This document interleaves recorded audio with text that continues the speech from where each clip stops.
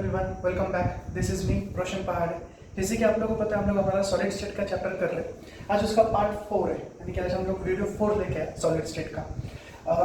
इसका ये जो पार्ट है, ये पार्ट 3 का कंटिन्यूएशन है। इस वीडियो में मैं आपको जो पढ़ाऊंगा, जो कि मैंने आपको लास्ट वीडियो में बोला था, मैं आपको 2 टेबल्स दूंगा जो हमें बहुत ज़्यादा इंपॉर्टेंट है, बिकॉज ये जो फाइनल आंसर्स हमको आने वाले हैं वो, और ये जो रेडियस का यहाँ पे हम लोगों ने कैलकुलेशन किया था, इसके डेरिवेशंस मैंने आपको लास्ट लेक्चर में करवाए थे। ये डेरिवेशंस काफ़ी इंपॉर्टेंट है, तो एक टेबुलर फॉर्म में आपको देना चाहता हूँ, जिसकी वजह से क्या होगा कि आपको इसको इजीली रिवाइज कर जाएगा। तो चलिए स्टार्ट करते हैं। ये जो टेबल हम लोगों ने बनाया है, it is with the edge length and particle parameter in cubic system. इस टेबल के लिए हम लोग यहाँ पे देखेंगे। अब देखिए, एक तो यूनिट सेल का सेक्शन आ जाएगा, जहाँ पे हम लोग 3 सेल्स के साथ डील करेंगे। फिर ये जो भी यूनिट सेल है, उसका जो रिलेशनशिप है किसका, ए और आर का, यानी कि आपका एज लेंथ, ए माने कि आपका एज लेंथ है और आर आपका रेडियस है। ए और आर के बीच में क्या रिलेशन है, तो वो हम लोग यहाँ पे देखेंगे। Next, volume of one particle, एक पार्टिकल का ही वॉल्यूम क्या आएगा वो हम लोग यहाँ पे देखेंगे। And total volume occupied by particle in the unit cell, और जब टोटल वॉल्यूम ऑक्यूपाई होगा तब क्या आएगा वो भी हम लोग इसके अंदर देखने वाले हैं। स्टार्ट करते हैं। जो पहला यूनिट सेल है that is simple cubic cell, या फिर प्रिमिटिव क्यूबिक सेल भी इसको बोलते हैं। इसका जो रिलेशन आया था that was r is equal to a by 2। मैंने पे 2 लिखा है, इट इज a बाय 2। अब हम लोगों ने r is equal to a by 2 में इतना ही लिखा था जब मैंने आपको डेरिवेशन करवाया था। अगर मैंने इस हाफ को सॉल्व कर लिया तो हाफ यानी कितना आएगा 0.500, और ये a वैसे ही लिखा है, तो ये वाली टर्म भी यूज की जा सकती है और ये वाली टर्म भी यूज की जा सकती है। Then volume of one particle कितना आ रहा था, पाई a क्यूब बाय 6। ये मैंने आपको लास्ट लेक्चर में बताया था कैसे आया। अगर आपने वो लेक्चर नहीं देखा है तो एक बार देख ले, ताकि आपको डायरेक्ट समझ में आएगा कि फिर ये कहाँ से लिया है। And then total volume occupied में हम लोग इसका जो n था वो तो वो नहीं आता इस cc के लिए, ऑफकोर्स वो नहीं था जिसमें n की जो वैल्यू आ रही, तो मल्टीप्लाई करने के बाद में ये वाली टर्म वैसे ही रहेगी। सो पाई a क्यूब बाय 6, इसका फाइनल आंसर आ रहा था 0.5233, और मैंने आपको यहाँ पे बोला था कि 33 रिकरिंग में है, तो आप आगे का डिजिट ले लीजिए। तो 52.4 ऐसा हम लोगों ने यहाँ पे लिखा था। ये जो लास्ट कॉलम है, इसमें परसेंटेज एफिशिएंसी नहीं ढूंढ रहे हम लोग, इसीलिए उसको आगे 100 से मल्टीप्लाई नहीं किया है, उसकी पहली स्टेप में आंसर स्टॉप किया है। नेक्स्ट, अगला जो बीसीसी के लिए आएगा वो रेडियस हम लोगों ने कैलकुलेट किया था √3/4a।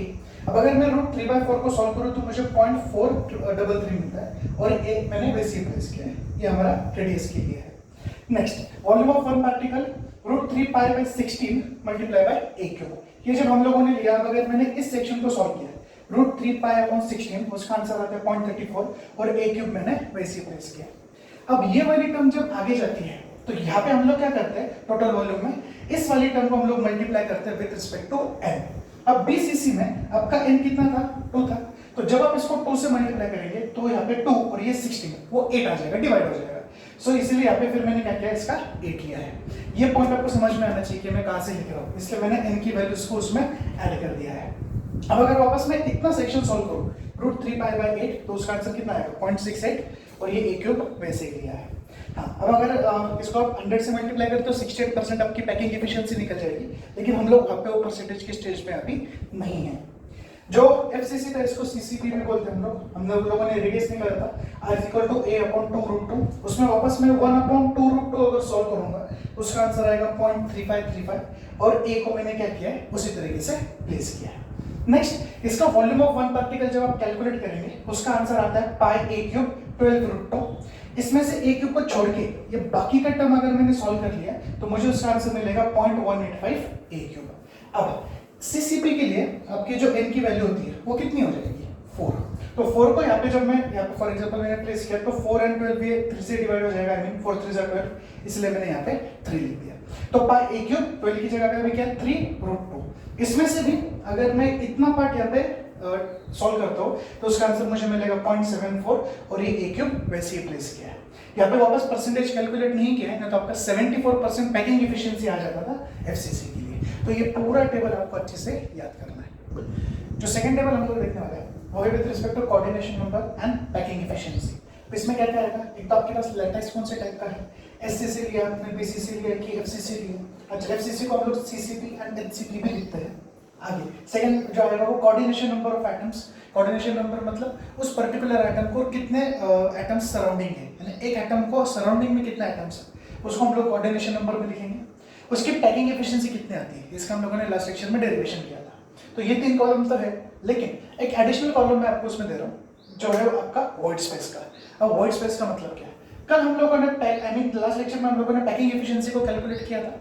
अब ये जो पैकिंग एफिशिएंसी हम लोगों ने कैलकुलेट की वो 100% तो नहीं है, तो जितना भी आपका आंसर आया उसको अगर आप 100 में से सबट्रैक्ट कर देते हो तो जो बच जाएगा वो आएगी आपकी वॉइड स्पेस। वॉइड स्पेस जितनी ज्यादा होगी, आई मीन इस पर्टिकुलर 3 चीज, अगर इन तीनों को अगर आप कंपेयर करेंगे तो जिसकी वॉइड स्पेस सबसे ज्यादा है वो उतना वीक सॉलिड है, यानी वो उतना जल्दी ब्रेक हो जाएगा, और जिसकी वॉइड स्पेस सबसे कम है उसको थोड़ा ज्यादा टाइम लगेगा कंपैरेटिवली ब्रेक होने के लिए। तो चलिए स्टार्ट करते हैं। अगर SCC मैंने लिया है तो यहाँ पे आपका कोऑर्डिनेशन नंबर 6 आ जाएगा। कैसे? 4 इन द सेम लेयर, एक ऊपर है और एक नीचे है, तो 4 in the same layer, 1 above and 1 below.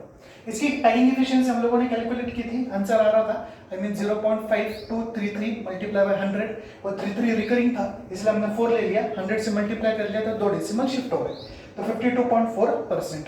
इसको अगर मैं 100 में से सबट्रैक्ट करूंगा, देखो मैंने लिखा 100 माइनस p, तो आपको मिल जाएगा 47.6%। आप एक और इसमें ऐड कर सकते हैं कि यहाँ पे जो हमारा n है वो हम लोग कितना लेते हैं 1, ताकि रिवीजन के लिए आपको थोड़ा इजी हो जाए। नेक्स्ट BCC के लिए 8 है। अब BCC का स्ट्रक्चर कैसा था? उसका जो क्यूब था उसके चारों कॉर्नर्स में तो थे, आई मीन फ्रंट के 4 कॉर्नर और पीछे के 4 कॉर्नर और बॉडी के सेंटर में भी एक था, तो उस जो बॉडी का सेंटर जो है उसको कितने एटम्स अटैच्ड है? सो 4 above the layer and 4 below the layer, that is why 4 in the layer below, 4 नीचे आ रहे हैं और 4 आर अबव, तो उसको कितने अटैच है? टोटल 8, इसलिए मैंने 8 लिखा है। इसकी पैकिंग एफिशिएंसी हम लोगों ने कैलकुलेट की थी 68%, और वॉइड कितना आ जाएगा फिर? 100 माइनस 68, तो कितना आ गया? 32%। अब यहाँ पे लिख सकते हैं इसका लेंथ हमारे पास कितना आ रहा था? 2 आ रहा था।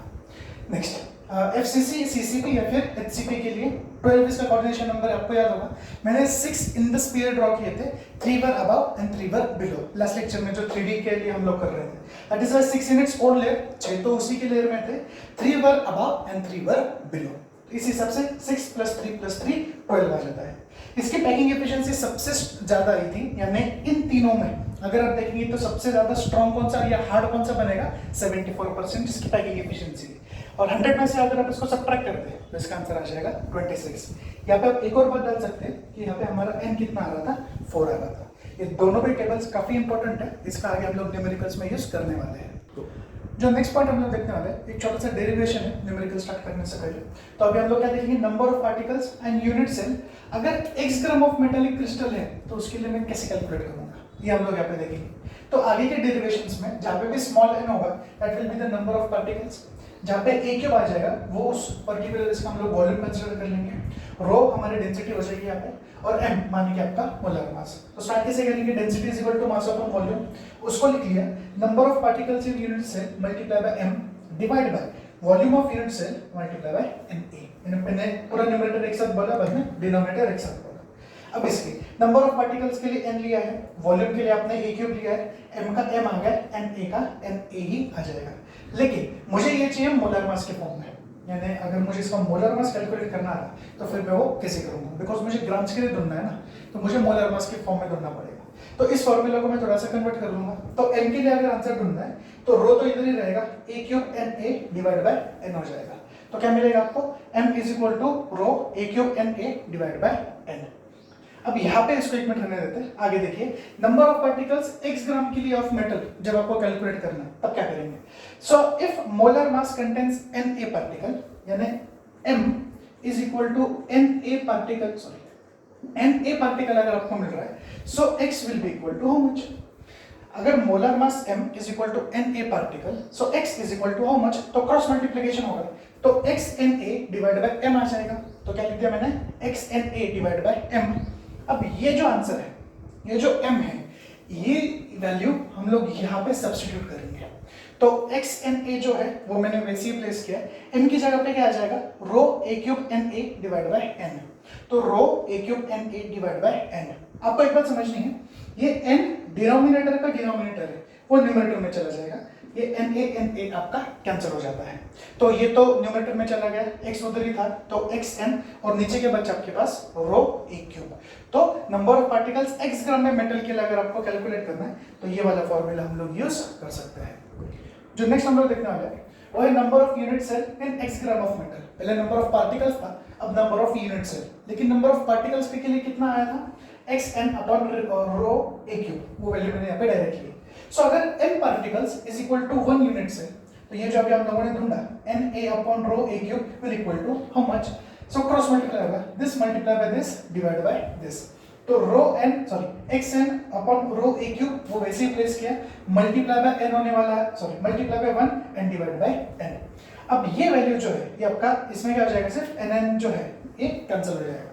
सो number of unit cell in x gram of metal, x gram of metal यानी यहाँ पे यूनिट सेल आपके कितने टोटल आएंगे, x अपॉन रो ए क्यूब, ये आपको इसमें याद रखना है। और अगला अगर आपको उसका वॉल्यूम कैलकुलेट करना है यानी number of unit cell in volume v, तो कितना आ जाएगा, volume divide by a cube, तो इसमें से आपको इसके नंबर ऑफ सेल्स मिल जाते हैं। तो फॉर्मूलाज एंड ऑल हम देख चुके हैं, तो चलिए न्यूमेरिकल स्टार्ट करते हैं। First numerical, a compound made up of elements C and D crystallizes in FCC structure. C और D का जो कंपाउंड है वो FCC स्ट्रक्चर फॉर्म करता है। अब इसमें आपको ये पता होना चाहिए कि C और D कहाँ पे प्लेस किया है, यानी कि C और D से जब एटम बनते हैं तो कौन से एटम्स वर्टेक्स पे है और कौन से फेसेस पे है, वो दिया है। Atom C are at the corners of the cube, यानी कि वर्टेक्स जो 8 वर्टेक्स आपके पास है वहां प्रेजेंट है, and D eight the centre of the faces, यानी हर फेस के सेंटर में D वाले एटम्स है। What is the formula of the compound? तो C और D FCC में जो फॉर्मूला बनाएंगे वो फॉर्मूला क्या बनेगा, देखिए C is present at 8 corners, तो मैंने आपको बताया था 8 corners, वो एक जो एटम है वो जब आप उस यूनिट सेल को लैटिस में रखेंगे वो 8 अदर पार्टिकल से अटैच होता है, तो 8 into 1 बाय 8 कर लेंगे आप, तो इसका फाइनल आंसर आपको कितना मिलेगा 1। और जो D के पार्टिकल्स है जो कि 6 फेसेस पे है, अब जब दो क्यूब को आप ज्वाइन करेंगे तो वो जो एक फेस पे जो पार्टिकल है, यानी कि मान लीजिए ये एक फेस है और यहाँ के सेंटर में वो पार्टिकल है, इसको जब आप अटैच करेंगे तब क्या हो जाएगा, वो ये जो एक पार्टिकल है वो दोनों में हाफ डिवाइड होगा। तो ऐसे आपके पास टोटल 6 फेसेस है, इसीलिए 6 into हाफ, उसका आंसर आ गया 3। तो जब आप इसका रेशियो ढूंढेंगे, मान लीजिए मैंने C/D का रेशियो ढूंढा, तो मेरा C का आंसर 1 आया और D का आंसर मेरा 3 आया, तो मेरा फॉर्मूला क्या बन जाएगा, CD3। ये और अच्छे से समझने के लिए आप मेरा लेक्चर दे सकते हैं, इसलिए मैं आपसे बार बार बोल रहा हूँ कि अगर आप कंटिन्यूसली मेरी सीरीज देखेंगे तो आपको ये सारा अच्छे से समझ में आ जाएगा। तो अगर ये FCC कैसे आता है, इसके स्ट्रक्चर्स कैसे बनते हैं, तो मेरे प्रीवियस लेक्चर्स में मैंने इसको बताया, आप इसको जाके देख सकते हैं। ये फर्स्ट न्यूमेरिकल था। सेकंड न्यूमेरिकल ये वापस वॉइड्स पे है, आपको याद होगा मैंने क्लाउड बनाया था रिमेंबर करके n और 2n का, उसका लॉजिक हम लोग इसके अंदर यूज करने वाले हैं। A compound is formed by elements A and B, जैसा यहाँ पे C and D दिया था, यहाँ पे A and B बोला है, जिसमें से atoms of B form CCP structure, जैसे यहाँ पे ये FCC स्ट्रक्चर कर रहा था, अब यहाँ पे ये CCP स्ट्रक्चर फॉर्म कर रहा है। The atoms of A occupy 1/3 of tetrahedral voids, atom जो A के है वो 1/3 tetrahedral voids को ऑक्यूपाई करेंगे। तो अब इसका क्या फॉर्मूला बनेगा, देखिए क्या करना है, number of tetrahedral voids is twice the number of B atoms. मैंने n और 2n के बारे में जो मैं बता रहा था वो स्टेटमेंट यहाँ पे है, तो number of tetrahedral voids is twice the number of B atoms, therefore number of tetrahedral voids कितना आ जाएंगे, b का ट्वाइस करने बोला है इसीलिए उसको ले लिया 2b ना। अब ये जो a एटम्स है वो 1/3 ऑफ टेट्राहेड्रल ऑक्यूपाई करने वाला है, so a atoms is equal to 1/3 काय का टेट्राहेड्रल का, सो 1/3 into 2b, ये 2b आपने यहाँ से लाया। अब इसका जो मुझे रेशियो निकालना है तो इसका आंसर क्या मिल जाएगा मुझे 2b/3, तो 2b/3 लिख दिया मैंने, और b एटम से मैं उसको कंपेयर करूंगा। अब यहाँ पे आपका b एंड b जो है फॉर एग्जांपल वो कैंसिल हो जाता है, अब यहाँ पे क्या आएगा 3 ऊपर चला जाएगा, रेशियो में ढूंढेंगे आप, तो आपका फॉर्मूला क्या बनता है A2B3, इस हिसाब से आपको इसको सॉल्व करना है। जो हमारा नेक्स्ट न्यूमेरिकल है, अब देखिए उसमें क्या करना है, the unit cell of metallic silver is FCC, metallic silver का एक क्रिस्टल दिया है which is in FCC form, the radius of Ag atom is, उसका जो रेडियस आपको दिया है वो 144.4 पिकोमीटर, pm मतलब कि पिकोमीटर में दिया है। आपको चार्ज कैलकुलेट करनी है, edge length of unit cell, बाद में वॉल्यूम ऑफ Ag एटम जो आपका सिल्वर एटम था, percentage of volume of unit cell, और ये परसेंटेज निकालने के बाद में आपके पास कितना एम्प्टी स्पेस बचेगा, यानी इसका जो भी आंसर आएगा वो आंसर हम लोग यहाँ पे 100 में से सब्ट्रैक्ट कर देंगे, जो कि मैंने आपको वाइट स्पेस में बताया था। तो ठीक है चलिए स्टार्ट करते हैं। सबसे पहले हम गिवन लिखेंगे, तो रेडियस हमको दिया था 144.4 पिकोमीटर, सॉरी मैंने 0.4 नहीं लिखा है, 144.4 पिकोमीटर आ जाएगा। तो इसको आप लोग कैसे लिखेंगे, पिकोमीटर जो होता है वो 10⁻⁻10 सेंटीमीटर हम लोग यहाँ पे लिख सकते हैं, तो उसको मैंने यहाँ पे लिख दिया। नेक्स्ट आगे फिर हम लोग क्या करेंगे, ये जो FCC स्ट्रक्चर है उसके लिए आप रेडियस कितना लेते हैं 0.3535 a, ये मैंने जस्ट अभी आपको टेबल में बताया। तो ए के लिए मैं कैसे लिखूंगा फिर इसको, मुझे यहाँ पे एज लेंथ ढूंढने बोला है, यानी कि ए के लिए मुझे कैलकुलेट करना है, तो ये फॉर्मूला मुझे ए के लिए क्या करना पड़ेगा, कन्वर्ट करना पड़ेगा। So A is equal to R divide by 0.3535, तो A is equal to R upon 3535 ले लिया मैंने यहाँ पे। अब यहाँ पे क्या होगा, आपकी आर की क्या वैल्यू है 1.44.4 10 टू द पावर -10, वो मैंने यहाँ पे लिख दिया। 0.3535 से आप उसको डिवाइड कर देंगे, तो इसका फाइनल जो आंसर आता है दैट इज दिस। जो भी आपका आंसर आ रहा है उसको बॉक्स कर दें। सो आपका एज लेंथ कितना है 4.085 into 10 to the power -8 centimetre, ये आपकी एज लेंथ हो जाती है। तो ये जो फर्स्ट वाला है ये हम लोगों ने सॉल्व कर लिया। सेकंड, आपको वॉल्यूम पूछा है एजी आइटम का, तो वॉल्यूम के लिए हम लोग न्यूमेरिकल सॉरी हमारा जो डेरिवेशन था इसमें भी हम लोग क्या कर रहे थे 4/3 पाई आर क्यूब। सो 4/3 वैसे प्लेस किया मैंने, पाई का आंसर आप निकाल सकते हैं 22/7 करके, सो इट इज 3.142 आ जाएगा। आर क्यूब करना है, अगेन आर कितना है आपका 144.4 10 टू द पावर -10, इसका आपको क्या करना है क्यूब करना है। So 1.261 into 10 to the power -23 centimetre. इसको सॉल्व करने के बाद में आपका ये आंसर आ जाता है। इसको भी आप बॉक्स करते हैं, तो यहाँ पे ये जो सेकंड है इसको भी हम लोगों ने यहाँ पे सॉल्व कर लिया है। तो हम लोगों ने दो कैलकुलेट कर लिया। अब जो थर्ड वाला आपको कैलकुलेट करना है percentage of volume of unit cell. अब देखिए उसके लिए क्या है, in FCC unit cell there are 4 Ag items. अब आपको ये कैसे मालूम पड़ गया कि वहाँ पे 4 एजी आइटम्स है। हम जो स्ट्रक्चर कंसीडर कर रहे हैं वो एफसीसी का है। एफसीसी के लिए हम लोग एन कैसे कैलकुलेट कर रहे थे, so it was 8 into 1/8 plus 6 into half, तो ये 1 प्लस 3 कितना आ रहा था 4 आ रहा था। तो ये जो 4 है ये हम लोगों ने डायरेक्टली यहाँ पे लिया है। ये छोटी छोटी बातें आपको याद रखनी, इसलिए दोनों भी टेबल्स में मैंने आपको एन की वैल्यू बताई कि वो कितनी आती है। अब इसका जो वॉल्यूम ऑक्यूपाइड होगा वो कितना आएगा, तो 4 आइटम्स कितना वॉल्यूम ऑक्यूपाई कर लेंगे, so it is 4 multiply by 1.26 into 10 to the power 23। ये वॉल्यूम जस्ट अभी हम लोगों ने कैलकुलेट किया था सेकंड इसमें 1.26 इंटू 10 टू द पावर -23।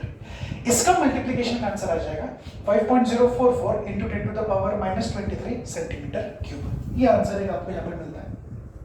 इसमें एक और क्या है, टोटल वॉल्यूम कितना लगा आपको, सो that is always a cube. ये ए की वैल्यू कौन सी आएगी, जो हम लोगों ने फर्स्ट में यहाँ पे ढूंढी थी ना, जो आपकी ए की वैल्यू है कितनी आएगी 4.085 into 10 to the power -8 centimetre. इसका क्या करना है क्यूब, तो हम लोगों ने कर लिया इसका क्यूब। इसका आंसर आ जाएगा 6.817 into 10 to the power -23 centimetre cube.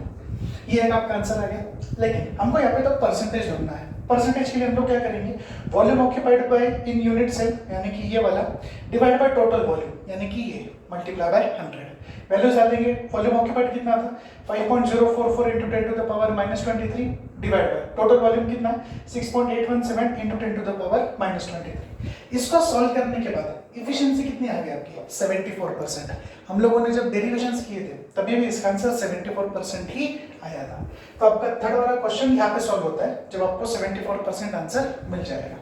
Last question, जैसे कि मैंने आपको बताया था एम्प्टी स्पेस कितनी है, यानी कि आपको बताना है कि उसमें वॉइड स्पेस कितनी है।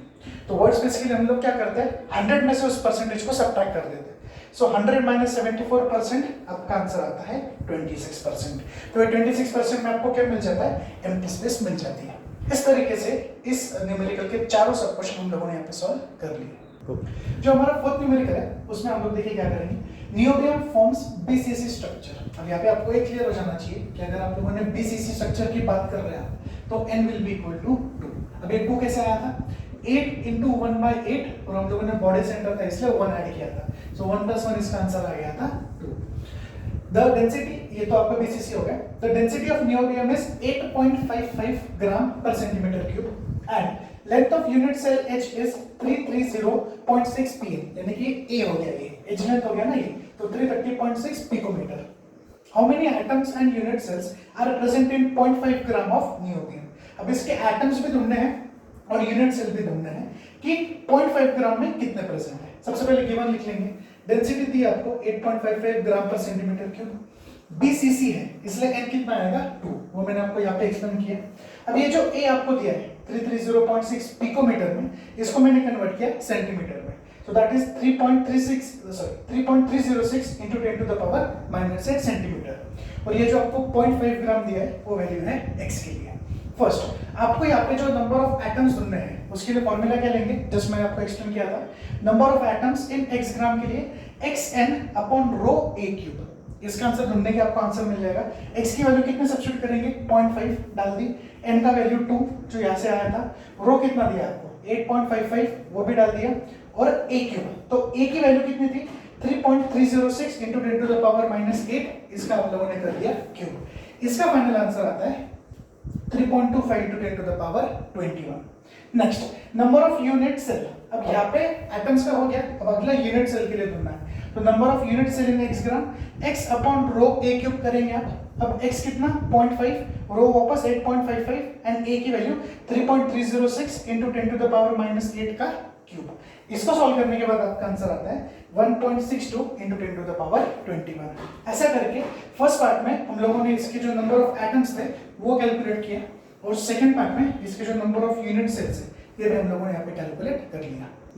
जो फिफ्थ नंबर का हम लोग देखने वाले हैं उसमें देखिए क्या है, a compound forms HCP structure, hexagonal close packing structure.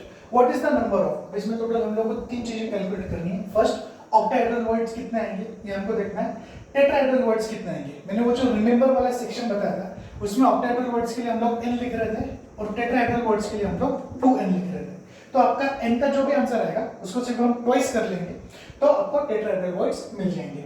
And total voids formed in 0.4 mole of atom, अब उसी के 0.4 मोल में कितने मिलेंगे। तो देखिए ये थोड़ा सा पार्ट इसका यहाँ पे सॉल्व कर लेंगे और टोटल मैं आपको लास्ट में बताता हूँ कैसे करना है। नंबर ऑफ एटम्स इन 0.4 मोल, एक मोल में अगर 6.022 इंटू 10 टू द पावर 23 आता है तो 0.4 मोल में कितना आएगा। So 0.4 mole multiply by Avogadro's number, so 0.4 multiply by 6.022 into 10 to the power 23, 10 to the power 23 वैसे ही रखते हैं और इसका मल्टीप्लिकेशन कर लेंगे।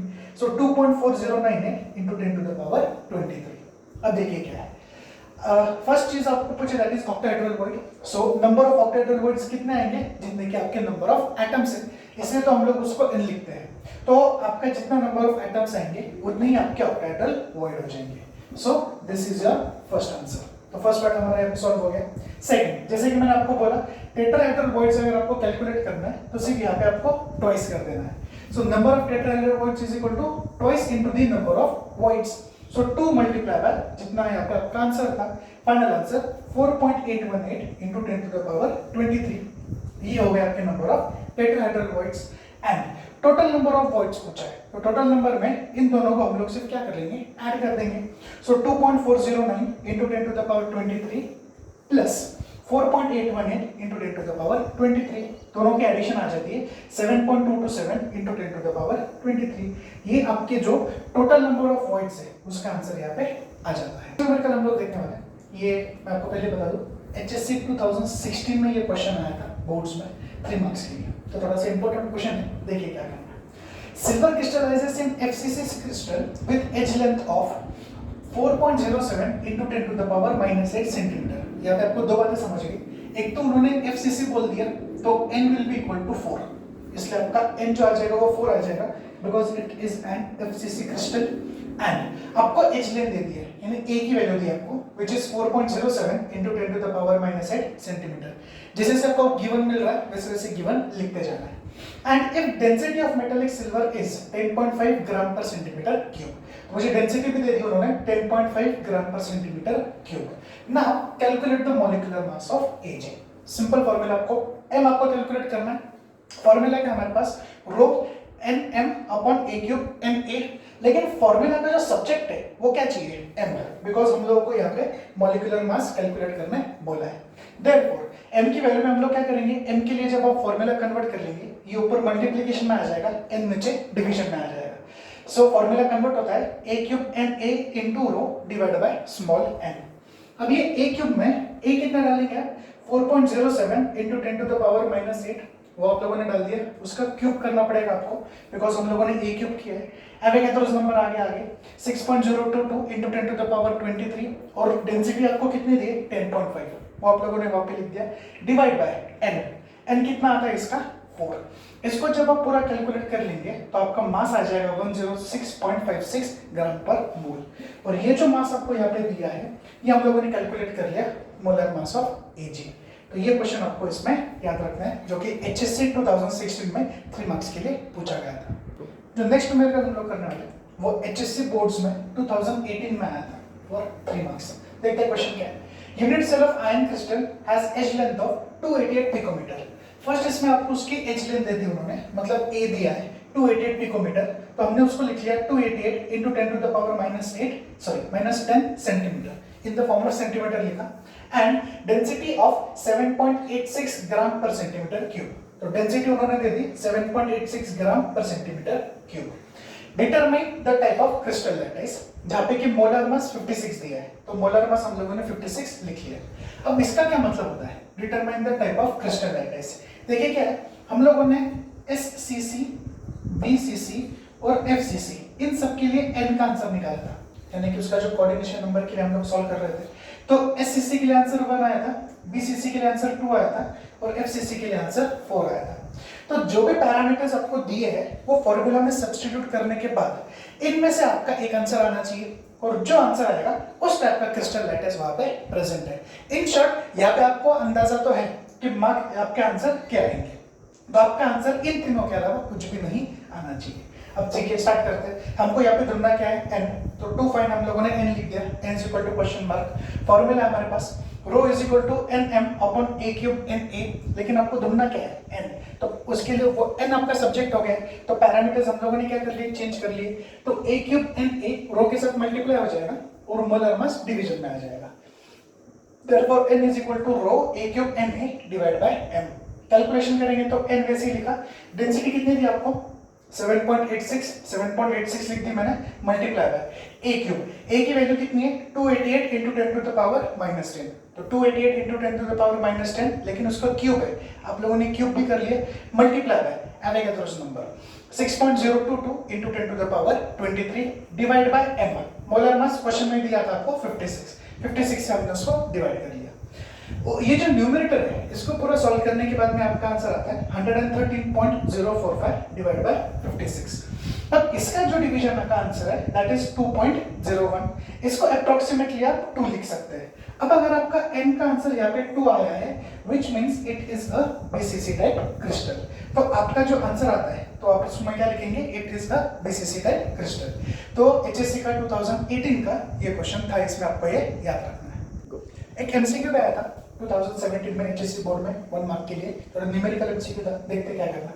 N ionic compound crystallises in FCC type. अब आपको जो क्रिस्टल दिया है वो FCC टाइप है, structure with A ions at the center of each face, यानी A ion जो है वो at the center of each face है, किसमें FCC में, यानी उसके 6 फेसेस है और हर कोई आधे से जो है वो कोइंसाइड करेगा, यानी कि एक यूनिट सेल यहाँ पे और दूसरा यूनिट सेल यहाँ पे, जब वो कोइंसाइड होंगे यानी कि जब वो अटैच होंगे एक दूसरे से, तो जो एक फेस पे है उसको हम लोग हाफ करते हैं, तो इट इज 6 into हाफ, इसका A का आंसर आपका आ जाता है 3। A ions at the center of each face हम लोगों ने ढूंढ लिया, and B ions occupying the corners of the cube। अब B जो ion there at the corners, cube के कॉर्नर्स 8 होते हैं, सो 8 into 1/8 कर लिया हम लोगों ने, उसका आंसर आ गया 1। तो अभी अगर इसमें पूछा गया आपको the formula of the compound is, तो ये फॉर्मूला क्या बनेगा इसका, सो A3 and B1, so it is A3B1। 1 को फॉर एग्जांपल आपने नहीं भी अगर लिखा तो आपका आंसर आ जाता है A3B। तो A3B मतलब कि आपका B आंसर यहाँ पे आपको मार्क करना है। इसमें कॉमन मिस्टेक हो सकती है बच्चों से, आपने अगर कभी भी इसको नोटिस किया, हम लोगों ने अभी तक जितना भी बार n को कैलकुलेट किया था या फिर हम SCC, BCC और FCC कर रहे थे, हम लोग कभी भी 8 into 1/8 ये पहले करते थे, फिर अगर BCC स्ट्रक्चर है तो उसमें 1 ऐड कर देंगे तो इसका आंसर 2 आ जाता था, और FCC है तो 8 into 1/8 प्लस 6 into हाफ, तो ये आप 1 + 3 करके इसका आंसर आप 4 लिख रहे थे। मैं आपको क्या समझाने की कोशिश कर रहा हूँ, हम लोग पहले कभी भी 8 into 1/8 करते थे और जो भी एडिशन से वो उसके आगे करते थे, लेकिन यहाँ पे 8 into 1/8 हम लोगों ने सेकंड इसमें किया है और 6 into हाफ फर्स्ट किया है। तो ऐसी पॉसिबिलिटी हो सकती थी कि अगर आप लोगों से यहाँ पे गलत हो जाए आंसर, तो मान लीजिए आपने ये वाला पार्ट कर दिया, हालांकि ये करना था, तो यहाँ पे फिर क्या हो जाएगा आपका आंसर, जो A के लिए हम लोग यहाँ पे इसको कैलकुलेट करते हैं, तो ये वाला आंसर आप पहले ढूंढ लेंगे, तो ये हो सकता था आपका with respect to A, B, 3, because अगर आपने ये पहले कैलकुलेट किया होता तो A का आंसर 1 आया होता, और ये अगर आपने बाद में कैलकुलेट किया होता तो B का आंसर 3 आया होता। तो पॉसिबिलिटी है कि आप लोग D आंसर मार्क कर सकते थे, लेकिन ऐसा नहीं है, बिकॉज क्वेश्चन का सीक्वेंस समझिए आप क्या है। A is present at the centre of each face, और ईच फेस को हम लोग हाफ करते हैं, तो ए के लिए आपका आंसर 3 आना चाहिए, ना कि बी के लिए आपका आंसर 3 आना चाहिए। तो काफी इंपॉर्टेंट पॉइंट है, क्योंकि दोनों इसमें कंफ्यूजन हो सकता था, तो इसीलिए ये वाला आंसर उसमें करेक्ट है, ये आपको याद रखना है। तो न्यूमेरिकल वाइज एंड जितना भी था ये सब कुछ मैं यहाँ पे कंप्लीट कर चुका हूँ। थोड़ा सा पार्ट अभी भी बाकी है, आई गेस नेक्स्ट लेक्चर में चैप्टर खत्म हो जाएगा, तो फिर वो थोड़ा सा एक छोटा पार्ट मुझे एक और फॉर्म करना पड़ेगा। आपको अगर कुछ भी डाउट्स है कुछ नीचे कमेंट सेक्शन में डालें, जितना जल्दी हो सके उतना जल्दी मैं आपको उसके आंसर्स दूंगा। Thank you.